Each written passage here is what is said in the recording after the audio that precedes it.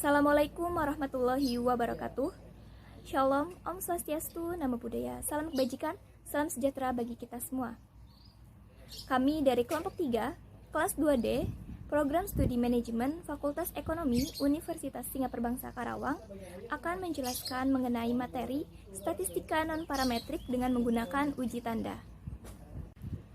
Sebelumnya, izinkan saya untuk memperkenalkan anggota kelompok 3. Yang pertama ada Rizka Apriliani, yang kedua ada saya sendiri, Sabila Almanda Putri, dan yang ketiga ada Salma Nadia Amani.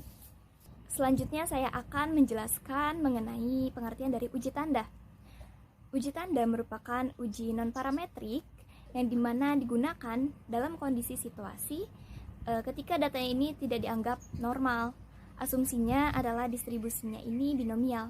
Binomial artinya dua nilai. Dua nilai di sini diberikan tanda positif atau plus dan negatif atau minus.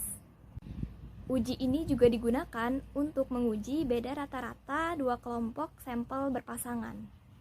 Selanjutnya adalah jenis-jenis dari uji tanda.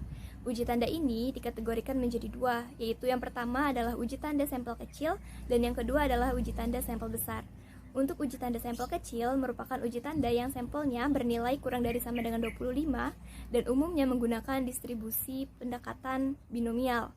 Sedangkan yang kedua yaitu uji tanda bersampel besar adalah uji tanda yang sampelnya ini bernilai lebih dari sama dengan 25 dan umumnya menggunakan pendekatan distribusi normal.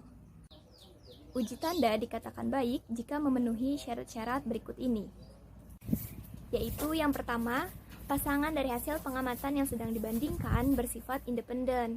Lalu yang kedua, masing-masing pengamatan tiap pasang terjadi karena kondisi yang serupa. Lalu yang ketiga atau yang terakhir adalah di mana pasangan yang berlainan terjadi karena kondisi yang berbeda. Untuk selanjutnya akan disampaikan oleh rekan saya, Rizka. Waktu dan tempat dipersilakan.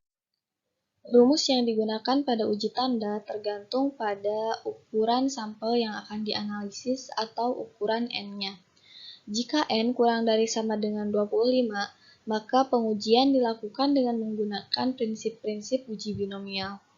Sedangkan jika besar N lebih dari sama dengan 25, maka pengujian dapat dilakukan dengan menggunakan pendekatan chi kuadrat. Uji tanda dapat dilakukan dengan langkah-langkah sebagai berikut. Pertama, merumuskan hipotesis. Kedua, menentukan tingkat signifikasi. Ketiga, menghitung nilai statistik uji. Keempat, menentukan kriteria pengujian. Dan yang terakhir, membuat kesimpulan. Yang selanjutnya terdapat materi contoh soal uji tanda. Di sini terdapat soal, yaitu misalkan Universitas A akan mengadakan kegiatan promosi kampus di SMA Z. Sebagai data dilakukan penelitian untuk melihat apakah terdapat perbedaan minat siswa untuk berkuliah di kampus tersebut sebelum dan sudah diadakan kegiatan promosi tersebut. Oleh karenanya, dilakukan pendataan dengan mengambil sampel acak sebanyak 100 orang siswa, dan setiap siswa mengisi kuesioner yang berisi pernyataan mengenai minatnya untuk berkuliah di kampus A tersebut, mulai dari 1 sampai 5, di mana 1 sangat tidak minat, dan seterusnya sampai 5, dan yaitu ya sangat minat. Pertama, yang harus dilakukan itu 100 siswa tersebut diminta mengisi beberapa waktu sebelum kegiatan promosi kampus diadakan. Kemudian ke 100 siswa tersebut juga mengisi kembali setelah kegiatan promosi dilakukan. Di sini terdapat contoh tabel apabila data-data tersebut dimasukkan ke dalam tabel. Perlu diperhatikan tabel di sini tidak mempengaruhi soal yang akan dibahas. Di sini juga hanya terdapat 20 responden, sedangkan di soal terdapat 100 sampel yang akan dibahas.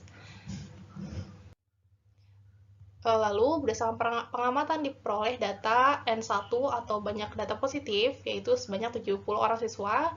Lalu, N2 atau banyaknya data negatif, sebanyak 30 orang siswa.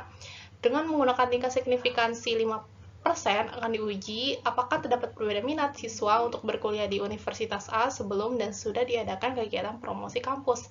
Karena sampel besarnya N lebih dari 25, maka pengujian dilakukan dengan pendekatan chi kuadrat.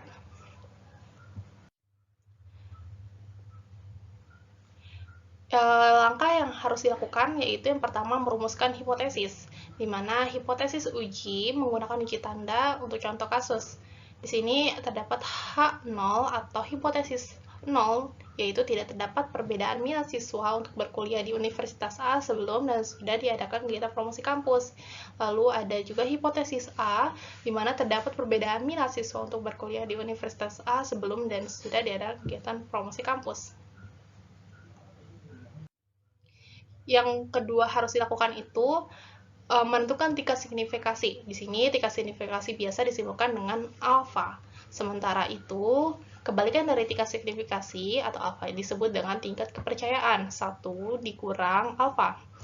Pada contoh kasus ini ditentukan untuk menggunakan alfa sebesar 5%, sehingga pengujian hipotesis dilakukan dengan tingkat kepercayaan 1 dikurang alfa sama dengan 1 dikurang 5% sama dengan 95%.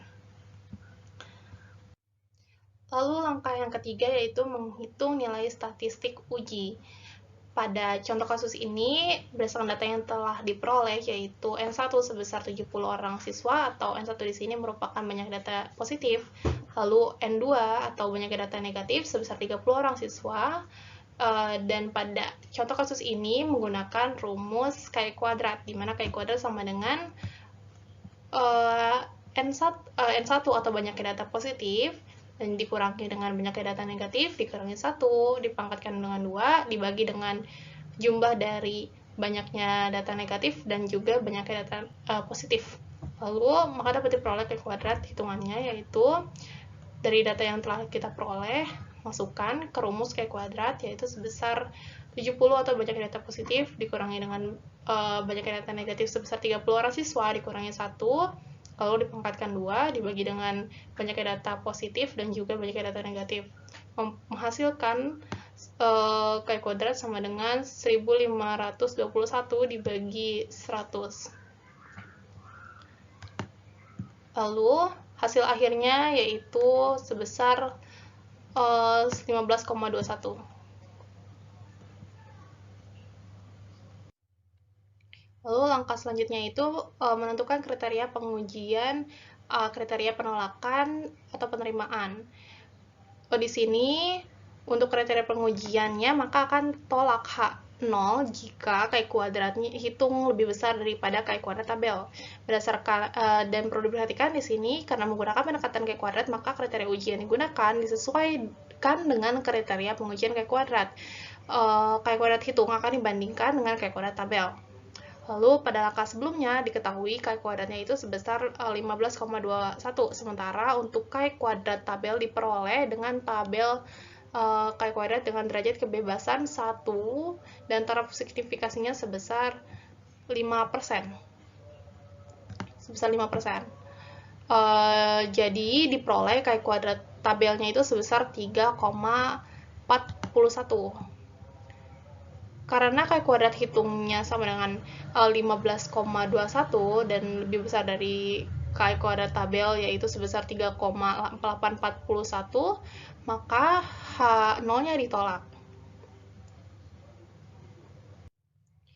Langkah terakhir atau kelima yaitu membuat kesimpulan. Setelah membandingkan nilai Chi kuadrat, hitung dan Chi kuadrat tabel pada langkah sebelumnya, maka diperoleh keputusan ditolak sehingga kesimpulannya dengan tingkat signifikasi 5% atau tingkat kepercayaan 95%, dan dengan data sampel yang ada disimpulkan terdapat cukup bukti yang menyatakan bahwa terdapat perbedaan minat siswa untuk berkuliah di Universitas A sebelum dan sudah diadakan kegiatan promosi kampus tersebut.